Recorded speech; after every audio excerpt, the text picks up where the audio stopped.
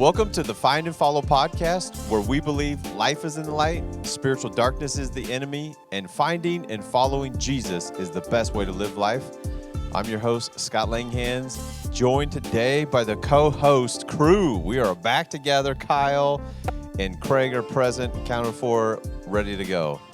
So we've had a lot of guests over the last couple of months, so I was curious, because the three of us, when's the last time the three of us have just the three of us? I thought you were going to say, who's your favorite guest? Who's your favorite? Like, oh, man. Oh, we could take that question. I was thinking about the same thing on my way in. All of them equally. It's like, Love you it's all. like, Craig, who's your favorite son? If you want, well, me, obviously. Yeah, but anyways, you're here. that's an easy one. Obviously. I was thinking about that on the way here. It's been a while since it's just been the three of us. I don't remember last time. I didn't know either. I just felt like a long time. I looked. I'm gonna guess it was in September. Well, I told you the other day. You're cheating. Hence You guys a really good guess. Really good guess. You're nailing it. Oh, man. September 23rd, when we switched over and started doing the podcast version of the podcast, where we went from the live stream, where we called it Theology Thursday. Yep. So it's all the way back to the beginning of the switch. And tons of people have jumped on are listening, new listeners, because of having it in a podcast form on Apple and Google. And because we have great guests, obviously. Yeah. Which Yeah. your favorite was? All of them? All of them. So, yeah, Kyle, you were asking before we started recording. You're curious on Yeah, I was just wondering because listenership. I was listening to it last week on my way in today and heard the audio, and we are video recording, and some people choose to watch on YouTube. And I was just curious how many of our listeners are tuning in via their podcast, whether it's Apple Podcasts or Spotify or Google, or how many of them are actually watching the video on YouTube. And I haven't checked out our YouTube views or YouTube analytics in a while, and I was curious how many people are actually looking at our faces while we're doing this. Looking at the old faces. Watch me. Sometimes I try to take a sip of coffee out of my microphone and talk into my coffee cup. It's too complicated, Really too much to handle first thing in the morning for you. So it would be interesting to know if you could give us some feedback. I'm always curious too. Some of the people like to watch us make funny faces at each other or trying to handle technical things, like texting. Why is Scott looking at Scott with that funny look? Because the camera fell over. Because it looks like it's not recording right now. All those things. So the good news is more people are hearing about Jesus and being helped through the podcast format. I know it's really helping a ton of folks. I'm hearing a lot of feedback from individuals who are jumping on and listening, and so we appreciate that. Hearing some good feedback too. You said you were listening to the audio, but you were saying I was listening to the podcast, and what I heard from the technical production side was you're listening to the quality of the audio recording. Yeah, that's true, obviously. Because we're both hypersensitive to that. Yeah. And so we appreciate, we've had some technical difficulties on certain episodes. We're always working on it. I genuinely listen back for two reasons. One, I think it's a good podcast. I don't know if that's too narcissistic. Did you give us a rating? I have rated it. Okay, good. But no, I thoroughly enjoy listening back and hearing what you guys have to say, what other people are saying. Sometimes in the moment, I'm thinking about other things or reading something, and I don't catch 100%. Sometimes I listen back with my kids. They want to listen, which is awesome. I think it's great. So, kids, you're listening. Great job. Let's keep listening. But I'm also listening for audio quality.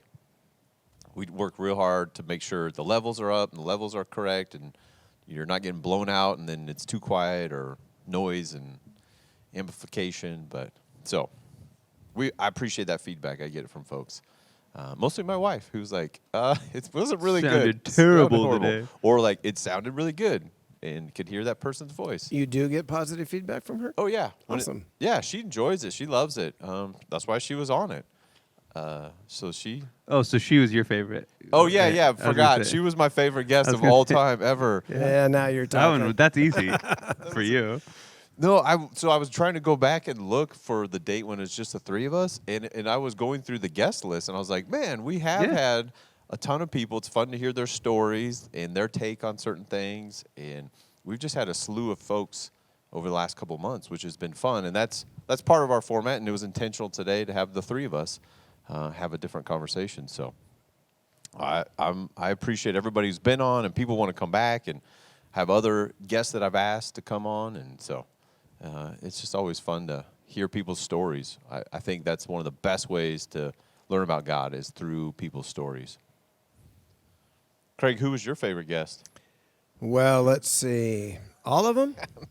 Well, it's already taken. Answer's already been taken. There's only one person allowed to use that answer? Yeah. I didn't know that. Is that a new rule? That's the rule now. That's Okay. today's rule. Well, then I decline to comment. Decline to comment. Plead the fifth. Before we jump in, we're going to start John 15 today.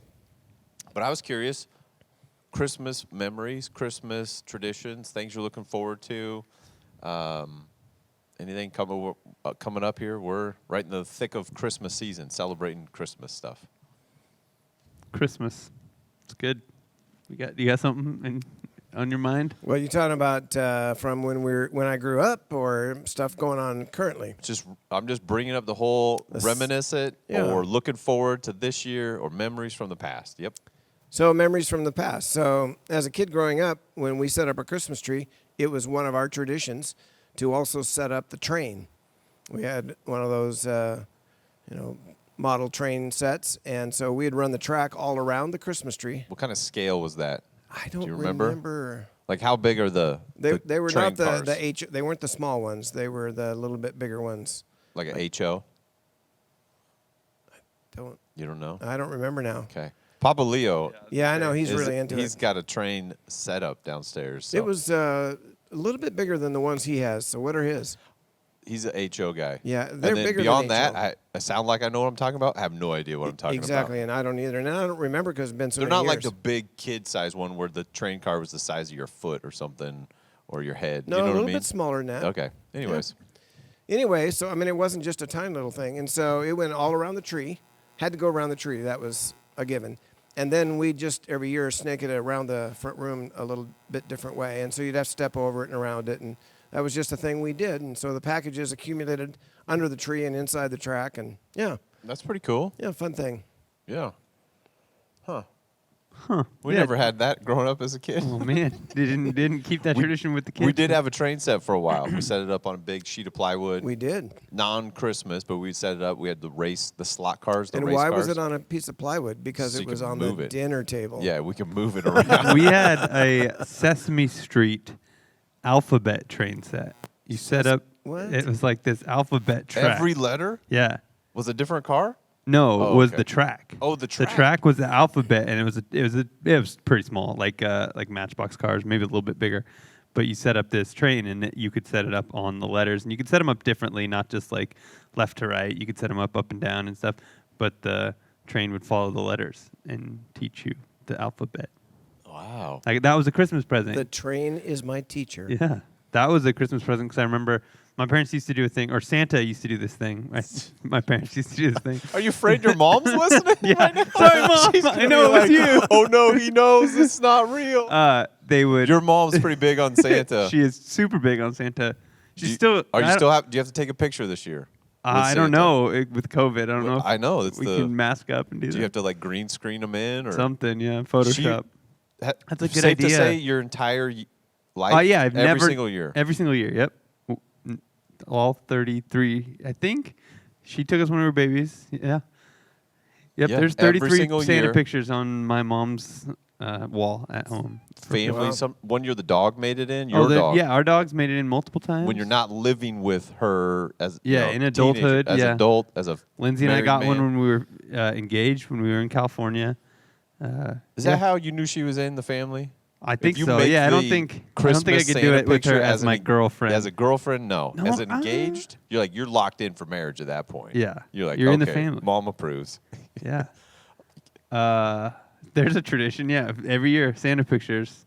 That's what every year I ask her like, "Hey, Mom, what do you want for Christmas?" You know what I want. That's what she says because she just wants a Santa She picture. just wants that picture, and you lovingly. yeah, just with a great volunteer, heart you're and not a willing. bad attitude at all. Go get a Santa picture. You got to green screen them, Photoshop them in yeah, or that's something. a good idea. Yeah, it Have might to save you yeah. some time there, bud. Have to You're think welcome. through that this year. Yeah, thanks.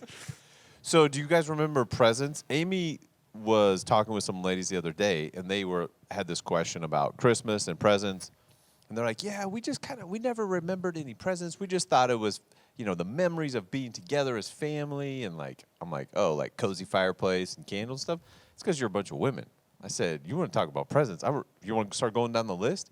5 years old, G.I. Joe hovercraft. That was an amazing Christmas. Got that. 10-speed bicycle hidden in the bathroom. You like wrote a note in a box, Dad, and we had to open it, and we went and found the bicycles all assembled in the bathroom. Yep. Like the big wheel tricycle where the big wheel's in the front. Yeah, that came up With yesterday. the handbrake. I mean, I started going through. She's like, "Oh wow, Oh, dude, wow." I Like, vividly do you not remember, remember? SNES, Super Nintendo. Oh. Me and my brother opened up Christmas Eve, my aunt and Come uncle's on. house. Best day of my day life. We were so excited to get Super Nintendo. Oh yeah, I vividly remember. We had Gifts. Nintendo, original Nintendo as a Christmas present. I mean, Duck Hunt, we're busting that out. I just started going through the list, Yeah. and she's like, "Oh wow, I guess that's important." Like, is that the difference? I want to hear from people as you're listening. Is that the difference between guys and girls, or is it just Maybe it's the difference between personalities? superficial those- people and sentimental people. So those big wheel tricycles are a wonderful memory for you, but I'm scarred by it. Yeah, You know Well, that story. Yeah. So after you guys were all in bed, it was my job to assemble them because it came in boxes, and we wanted them all assembled and under the tree when you got up in the morning. And so I started in. Well, there were 120 or 30 decals per tricycle. So I had to assemble them all, and then it's like I said to Cindy, "Well, do we really have to put all the decals? Oh yeah, we got to have all the decals on." Yeah, I think about 1 o'clock in the morning, I lost my Christmas spirit because I was still putting decals on tricycles. Yeah, two things. One, that's a you problem for making that decision to purchase that. I mean, it was awesome. Had the handbrake. You could do like the power Those were the good slides. ones, yeah. But two, is that just an engineer on the way out on that company? Go, I'm gonna screw you guys. Here's what we're gonna do. Well, that's worked for me. Nobody's ever gonna buy from us again because I'm gonna put 130 decals per tricycle. Oh, Parents my will be like, gosh. we're never buying from them again. So tons of fun Christmas memories. Yeah, I'm curious. Is it just guys versus a ladies thing or personality? But yeah, Christmas presents are awesome. I always had as a teenager, always had like major, and I figured it out now and later in life is I don't like buying the nickel and dime stuff. I'm like a big spender guy. I don't like to go and buy the $20 and $30 and $40 items, but I don't have no problem buying like the $400 or $4,000 items in life, just in general. So it makes it tough as a Christmas list. Like, hey, what's on your list? Like, so I had a Hummer for about 10 years on my list, and I give that to my mom every year. She's like, I can't buy you a $100,000 vehicle. What else is on your list? Like, I don't know. So I always had the expensive stuff. And even now it's like, yeah, I don't really need anything or want anything unless, like a $6,000 bicycle. Can we put that on the list? Like, You can. I can. You can put anything you want on No, that list. That's true. It's like somebody's like, no, I'm looking for the $60 or less thing on the list. So anyways, Christmas coming up. Hopefully you're celebrating as best you can this year, getting together with people and family, and whether you're taking digital Santa pictures together or hanging out. That's what we'll be doing. One of our new traditions is the whole Langhans crew. We all hang out, get together at your house, camp out for a couple days, stay the night. Amy and I, we see her side of the family and do stuff with them as well. But on the Langhans side, it's fun to get all the cousins together. Hopefully there's snow. We do a sledding at your place and fun and games and watch movies, and we do family Olympics. A lot of people that listening know about our Langhans Christmas Family Olympics. That was a new tradition started about 12 years 10 ago? or 12 years ago when we started the Olympics. Yeah. We've lived in that house 13, so it's something like that, 10 or 12. What it is, real quickly, is the couples, the adult couples, are teams, and we compete against each other in 4 different sports. Should we say sports or just call them games? Call them what they are. It's darts, pool, ping pong, and then new this year we swapped out Brand the air new hockey, this year. and we're going with tabletop shuffleboard. So that's going to be pretty fun. Yeah. We've ran through like foosball. We had foosball. Yeah. Foosball caused almost divorce, so Yeah, we had to get rid of gave foosball. that away. Yeah. We blessed somebody else We with said, that. table. you go get divorced. We almost get divorced at Christmas because we're all highly competitive and have issues. Yeah. Well, and the real reason I gave that away was because I suck at that game. Yeah, I know. Hey, home field advantage. Home field advantage. Take advantage of it. The other thing, it's really loud.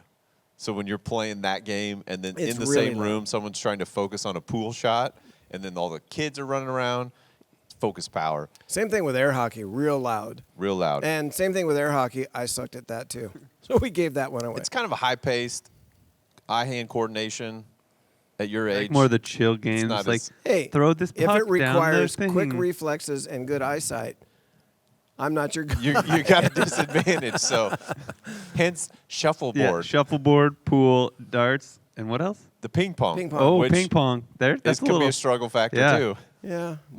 Mom was asking for better lighting over the ping pong table a couple weeks ago. And for the ball to move slower. Yeah. Can we play with a beach ball, an inflatable balloon with helium? So, anyways, that's one of our fun family traditions. We hopefully And we take it seriously. There's a trophy and a bracket, and there's losers play each other. Can I? Determine second, third, and fourth place. Ben's not gonna listen to this, but I'm gonna rail on my brother Ben. So every year we've done a trophy and then some prize that goes along with it.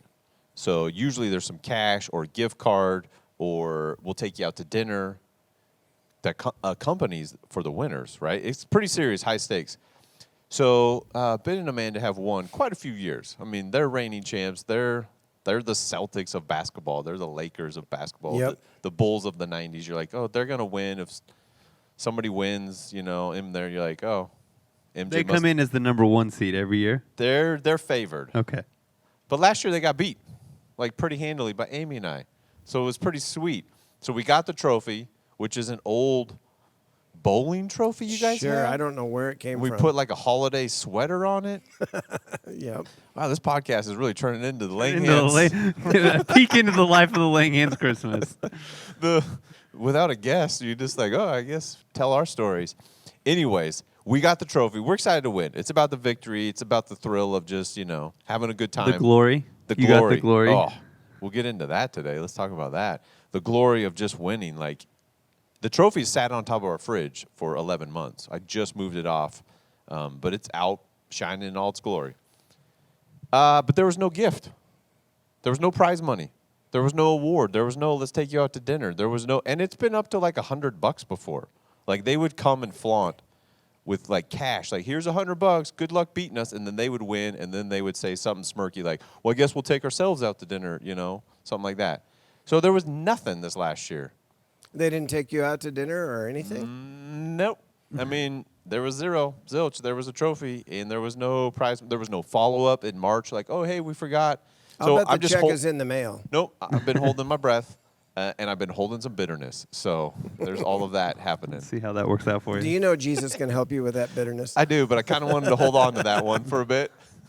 Just a bit, like another month or so? Yeah, or- just another month. Okay. Yeah, just to have Just a some, whole full circle. just to have some fodder at Christmas. Okay. Now, if he was trying to come in with some money, now would be like, nope, not worth it. I want to be able to chat a little bit more at Christmas time about what went down So you're last going to bring year. a sweet prize, and then if he wins, you should just take it and be like, That's a oh, good point. Sorry. Amy and I haven't really chatted about that. Are we This bringing the is- sweet prize? Let's get into John 15. Or are we just going to go, we're going to win again? Let's talk about something that's meaningful and more eternal than. So, yeah, John 15 is where we're at. We're jumping in. Jesus makes this other. I don't even know how to segue in a podcast here from that and bitterness to Jesus, but we're trying. But John 15, he starts with another I am phrase, and John records these really iconic statements, declaration of who Jesus is, that he says, I am the true vine. And so what does that mean, Craig? That means he's not the false vine. Okay. That's all I got. That's right all you got right now? Man, that's a lot. I was didn't know hoping that a lot question more. was coming. You just never know what questions are coming. Yep. But I think before we just breeze by that, there's a lot that he goes through in this. And so he says, I'm the true vine. And we don't have a lot of like context to this conversation either, that John doesn't help us. It's like, well, when did he say this? Where was happening? Were they walking by a vineyard? Or, he talks about being a vine and branches and gardener and pruning and bearing fruit. Were they at a location, at a house, so they could look out the window and there's overlooking like a hillside of grapes growing there, and so it was real relevant? Did somebody ask a question and they ran a vineyard, and he's like, hey, here's the real scoop. I am the true vine. And he goes on I'm just going to read the first couple verses here. He says, I am the true vine, and the Father is the gardener. He cuts off every branch in me that bears no fruit. Well, that's pretty intense right there. Well, every branch that does bear fruit, he prunes so that it will be even more fruitful. So he's just leaning into this agricultural gardening understanding of how to have healthy plants and how to bear fruit, and he's relating it to people, to us. You are already clean because of the word I have spoken to you. Remain in me, and I will remain in you. No branch can bear fruit by itself. It must remain in the vine. Neither can you bear fruit unless you remain in me. Again, verse 5. I am the vine, you are the branches. If a man remains in me and I in him, he will bear much fruit. Apart from me, you can do nothing. All right. Is that enough verses to talk about something, Craig? You got anything Absolutely. on any of that? Sure, absolutely. What do you guys One think? of the things that has always stood out to me from this passage is that bearing fruit is the point. That is and you don't bear fruit, you're cut off from the vine. If you bear fruit, even if you do bear fruit, you're pruned so you can bear more fruit. So fruit bearing is the point. I think we could have a good discussion around what fruit bearing he has in mind here. What kind of fruit is he talking about? Yeah, let's jump into that. Kyle, you got any thoughts on any of those 5 verses? Yeah, I like the way verse 3 kind of adds a little clarity for me with what he's kind of talking about, and some of the, I don't know, almost, Scott, you pointed out, kind of like hyperbolic language he uses, or really intense language that he uses, right? Like he cuts off every branch that doesn't produce fruit, and he prunes branches that do bear fruit so they produce even more fruit. But I like how verse 3 gives me some clarity in like, what does it exactly mean to be, pruned, and what does it mean to be, in this process where I'm bearing fruit and God's helping me bear more fruit. The way my translation says it is, you have already been pruned and purified by the message that I have given you. So Jesus is sharing with them this idea of the pruning process that they've already been a part of. So if I put myself in the shoes of the disciples that he's talking to, I'm like, what does it mean to be pruned, and what does it mean to be cut back and grow? And I get it in the, many of them probably understood it really physically in the agriculture sense. Like, yeah, I get that with my crops over here, but what do you mean me? Like, how am I being pruned? How am I being cut back? How are you getting rid of the bad stuff and fertilizing the soil and all this kind of stuff? And Jesus tells them, like, the conversations that we're having and the things that I'm calling out in you and the things I'm teaching you and the things I'm showing you and the commands I'm giving you, that's ways in which you're being pruned. Those are ways in which, when I'm rebuking you and all that kind of stuff. So Jesus is showing them that what I did right there is what I'm talking about here. And for me, that gives me some context to, there's some validity to understanding my relationship with God. And as I'm learning, as conversations with friends and hearing things and being called out and having accountability and stuff like that, that's part of this pruning process that Jesus is talking about. So for me, verse 3 really kind of is the linchpin for me contextually to understand what that looks like practically. Yeah, I think too, as you're talking, I was reminded of the fact that a lot of times we can zoom in a little bit too far and miss the bigger context, what Christ is talking about, where he's saying, hey, you're already clean. Well, what is he talking about? Well, he's talking about you have new life in him. You know what I mean? And so sometimes we get really zoomed in and detailed on like an action. Like, wait, am I in Christ? Like I said a bad word yesterday, or my attitude was kind of stinky this last week and I'm frustrated. Is that what he's talking about? That he's like having to cut that back? Well, yeah, probably, but also just in a macro sense, when he's talking to like Nicodemus in chapter 4, he's going, no. We got to get on a whole new track here. That's what it means to be connected to him as the vine, as the true vine, that's where life comes from. You got to be reborn, dude.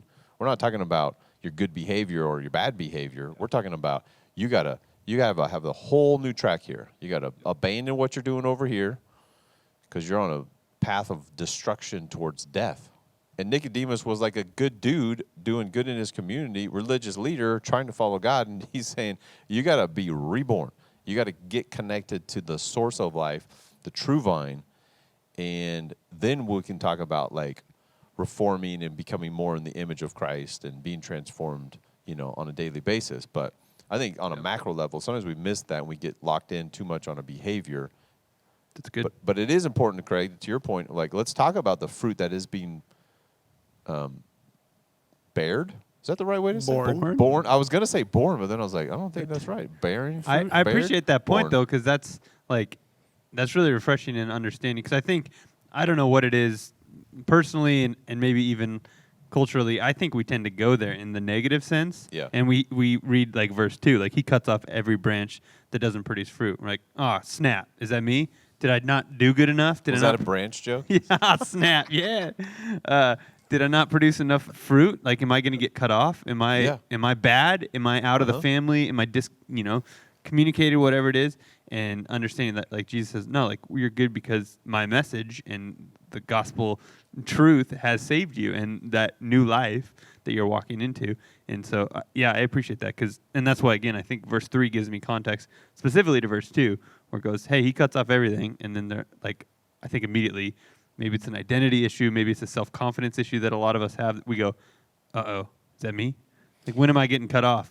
Mm-hmm. So back to my question about, well, what is the fruit? Yeah. I think our natural tendency is to think, if we're familiar with Scripture, oh, fruit of the Spirit, that must be, Galatians 5, love, joy, peace, kindness, etc. And that may be involved here. But I think, again, larger context, macro understanding of what's going on.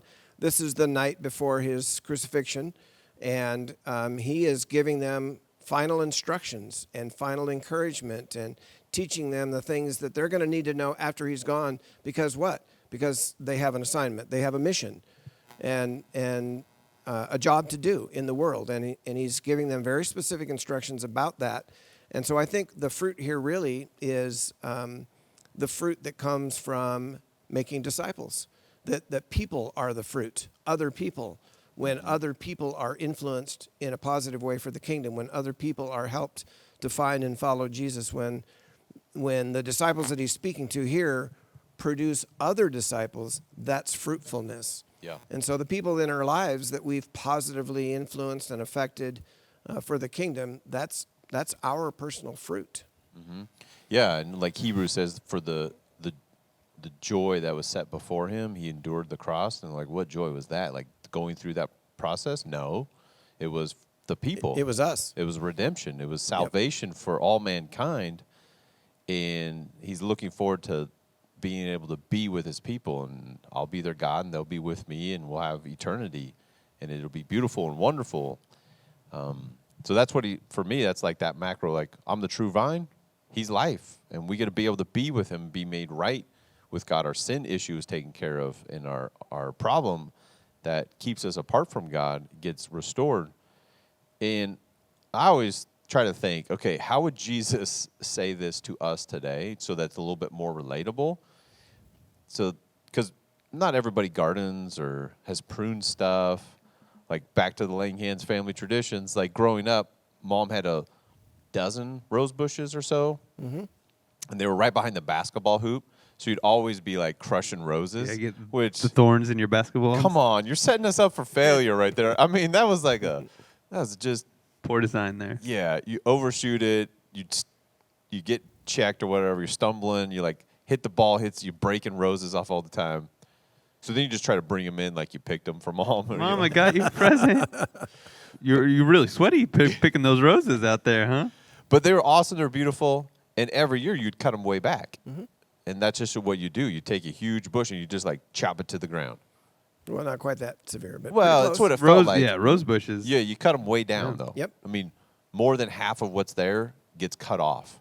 And that's the healthiest thing for it in that season, is to get cut way back so that next year it's healthy, can grow, and produce awesome roses.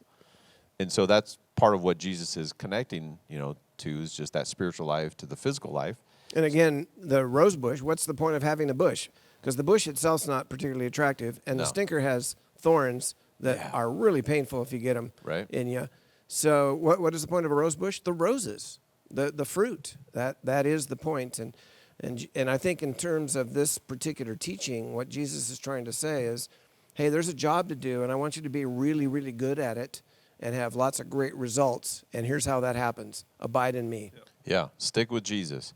So back to my point of I was trying to think of what that would be like for us, and I just thought in 2020 in America, especially in the Northwest, technology, cell phones. Okay, this is just me making this up, so don't go too crazy. But Jesus would be like, I am the true internet. Apart from me, I'm struggling where you were going. apart from me, your cell phone can do nothing. Like, think about your cell phone not be able to connect to a cellular network and to, like, the internet. What's it good for? Paperweight.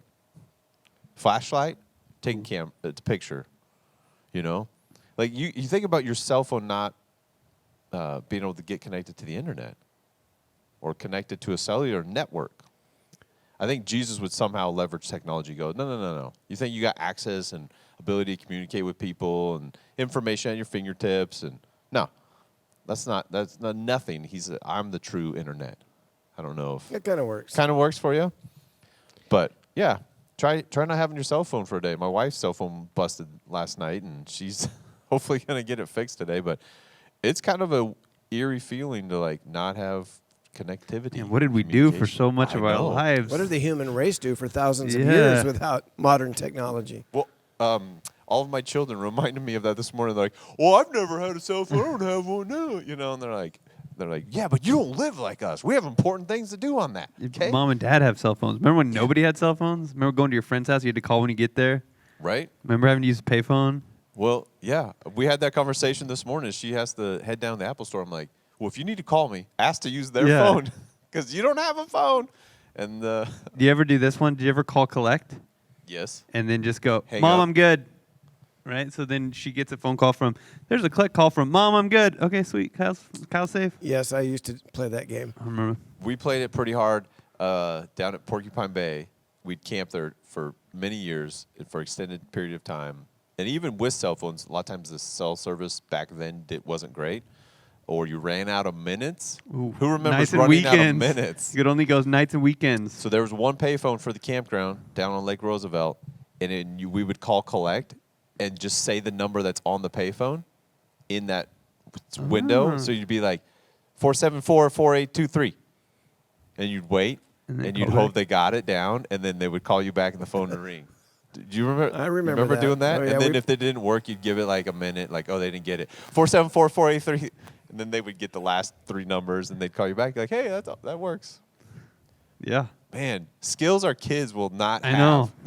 They'll have other hacks, there. but anyways, I was just trying to think of ways that Jesus would connect to it, because apart from Christ, we can do nothing, he says, right? Verse 6, it says, if anyone does not remain in me, he's like a branch that is thrown away and withers. That you cut a branch off a tree physically, it's gone. It can't, the tree is fine. The branch is not good. It's going to wither and die. Such branches are picked up, thrown into the fire, and burned, which that's all heavy and negative, and he's talking about the reality of our spiritual life apart from Christ and apart from the eternal life that he offers. Like, what happens to us? You got no life in and of yourself. And when he says, apart from me, you can do nothing, he actually is saying that in the context of this whole teaching. He says earlier in verse 4 there at the end of that verse, he who abides in me will bear much fruit, but he who doesn't abide in me, unless he won't bear fruit unless he abides in me, so neither can you unless you abide in me. In other words, you can bear fruit by abiding in him, but you can bear zero fruit by not abiding. And so he's not saying you can't do anything because, and here's my point, people do lots of things. They do lots of good works. They do lots of religious things, engage in a lot of spiritual activities, but it's not kingdom fruit unless it is the result of having abided in Jesus. And it flows out of our relationship with him. Yeah, it's not eternal work. It's not eternal work. So you're And it doing can- lots of stuff. And it can seem like it's really good stuff Very on the much so. surface. And so it can be very confusing and almost get us off track. Say, no, I'm good, I'm doing it. Like, you're not with Yeah. Christ, actually. Yeah, one of the most impactful things that I know Jesus to say in the scriptures is in Matthew 7 when he talks about in that day. He says, many will come to me in that day and say, well, we did this and this and this in your name. And he will say, depart from me, I never knew you. And to me, it just it sets me back a little bit. And I've often taught it publicly and encouraged people that don't let yourself be in that group that does religious things, maybe even in His name, but apart from a relationship with Jesus. It really is all about knowing Him, about having that real relationship, that connectivity to the true vine. Yeah. That way we are doing real work that is eternal, that lasts, that it's not about the works, though. You know what I mean? Because he says they're going to do all these works, but it's about a relationship with Christ. It always has been. And Yeah. it always will be. Yep. And we're made right with God through a relationship, through the work that Christ did, and through our faith in Him. You know, but then out of that flows the works, is, so to speak, the fruit bearing, Right. the doing good, the living in the Spirit, walking in the Spirit, having God's kingdom come on earth as it is in heaven, and all of that stuff flows out of it. So it's there, and people will go to one extreme or the other, and I think they'll miss Christ by going, oh, it's all works. No, it's not works. Okay, so it's nothing. No, it's not nothing. But it's faith in Christ. And Yeah. then from that comes I was going to try to get to verse 7 there. It says, okay, if you are in me, if you have a relationship with me, if you remain in me, right, you're connected to the true vine, and my words remain in you, ask whatever you wish and it will be given you. Verse 8, this is to my Father's glory, which we could linger on that for a bit, that you bear much fruit, showing yourselves to be my disciples. He's saying, yeah, stick with me, get connected, real life, new life, life in Christ, be connected to the true vine, and then from that, boom, there's going to be lots of fruit, and there's going to be evidence for you to have confidence and for others to know, oh, Jesus follower, oh, Yep. Jesus follower. And in the process, God is glorified, which we've been talking a lot about on Sundays. is the goal. In our current series. Yeah. Yep, that's because the goal. again, as much as the fruit is the place that we focus, and as I mean, Craig, you started off because it's kind of the focus of what he's talking about. The reason the fruit is such a powerful part of this is because of remaining in Jesus. That's the focal point. The fruit's a byproduct of remaining in Jesus, right? So I think, again, we can get so, Scott, like you were just saying, we get so focused on like the bearing of fruit or not, and Jesus is saying the focus is remaining in me. That's the point, and Yep. then the fruit is the process of it, and then the ultimate, equation that happens there, and the ultimate thing that comes out in the end is God gets the glory. When you remain in me, and then fruit happens, and then God gets the glory, and that's And then the- other people realize, oh, you're my followers. yeah. Yep. It's like this truth. If you want to lose weight, don't ever focus on the weight. Like if you want to lose a few pounds, don't ever focus on losing a few pounds. Is that like a watch pot never boils or something like that? No, that's just the reality of that is the result of other things happening in your life.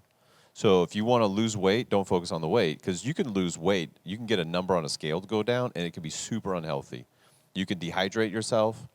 You can just go to the restroom. You know what I mean? Like you can starve yourself.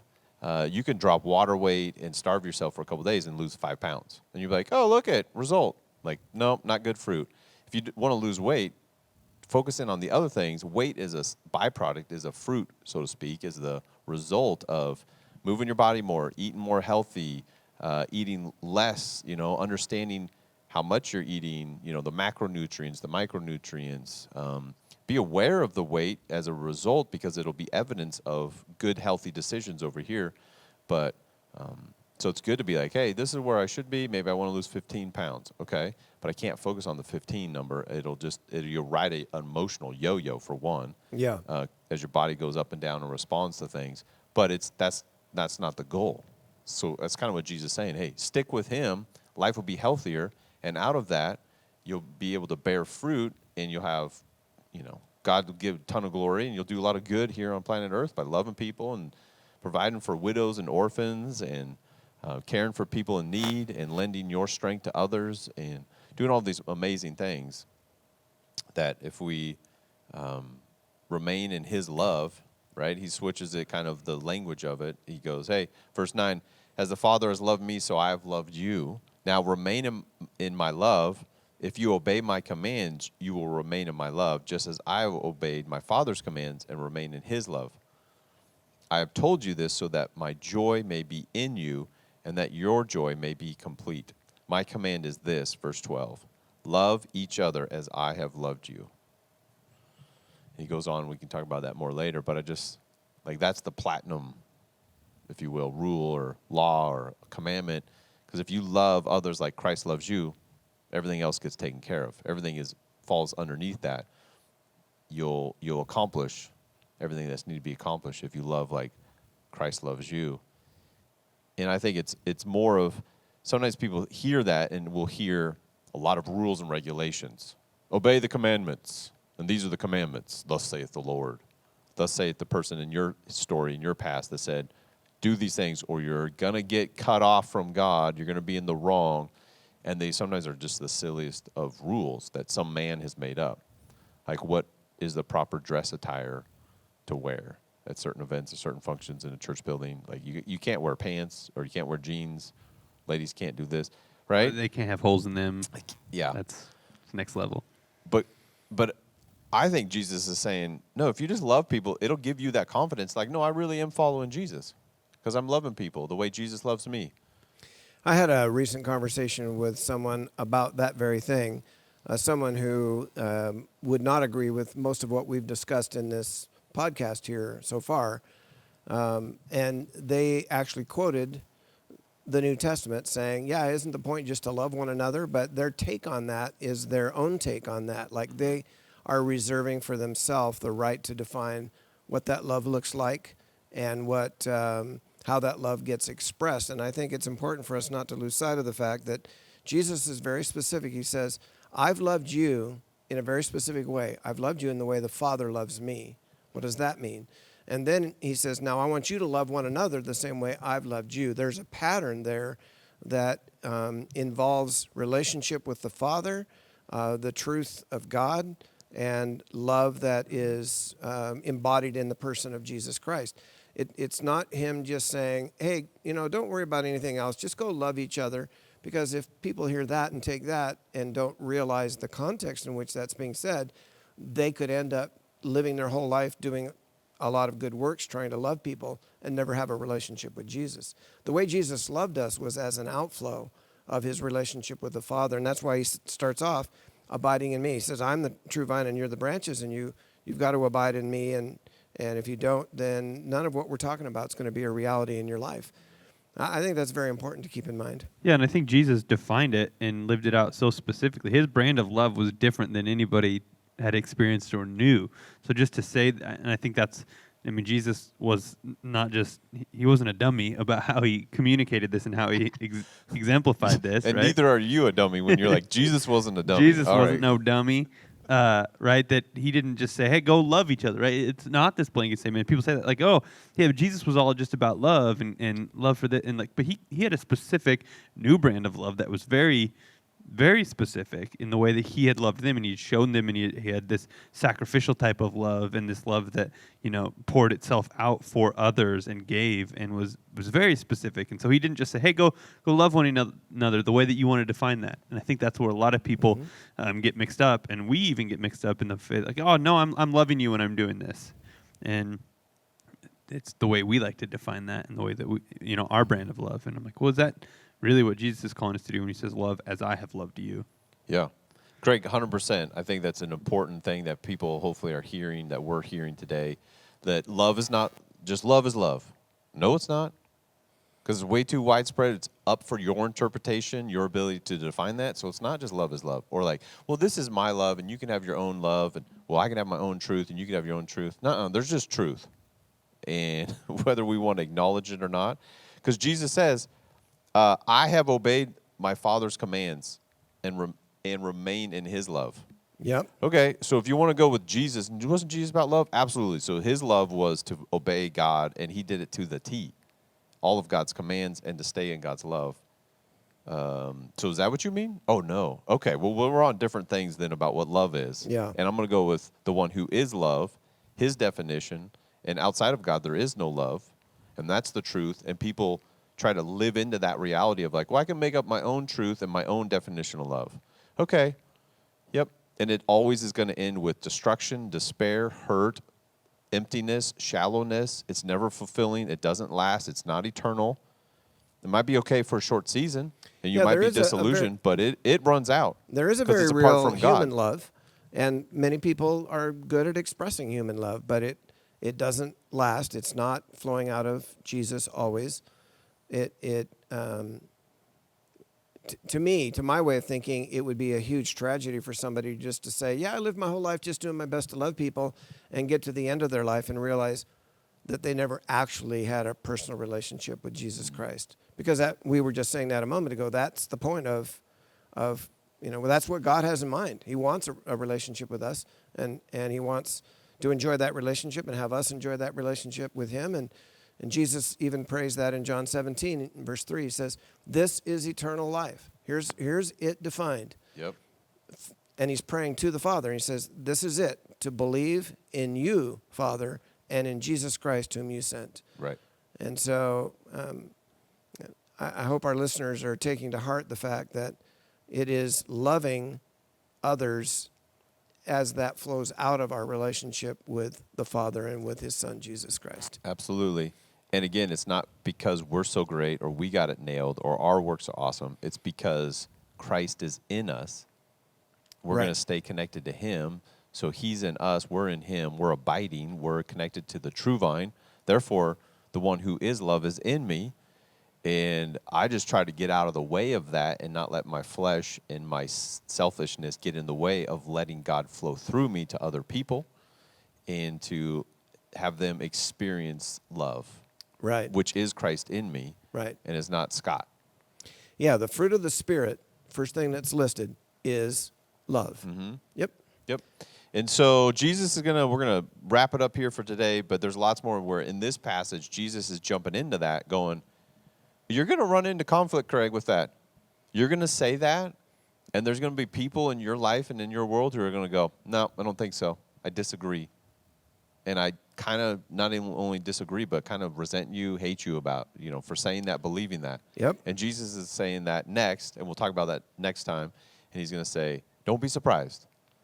And I'm telling you all this now so that your faith stays strong, that you don't abandon your faith when you run into these conflict moments about getting some opposition of what we're talking about today. So thanks for tuning in. We hope you're encouraged today. Hope you maybe were inspired to start some new family Christmas traditions. Hopefully you learned a lot about the Langhans family and traditions. More so about who Jesus is and the love he has for us Absolutely. and staying Yes, connected to him. Because he is the reason for the season. So we'll end on There you that go. Christmas cliche. Oh, you had to go there, I didn't did. you? All right. Thanks for tuning in. We'll see you next time. See ya. You can help people find and follow Jesus by subscribing to the podcast, sharing it with some friends, and leaving a review so it's easier for others to find it.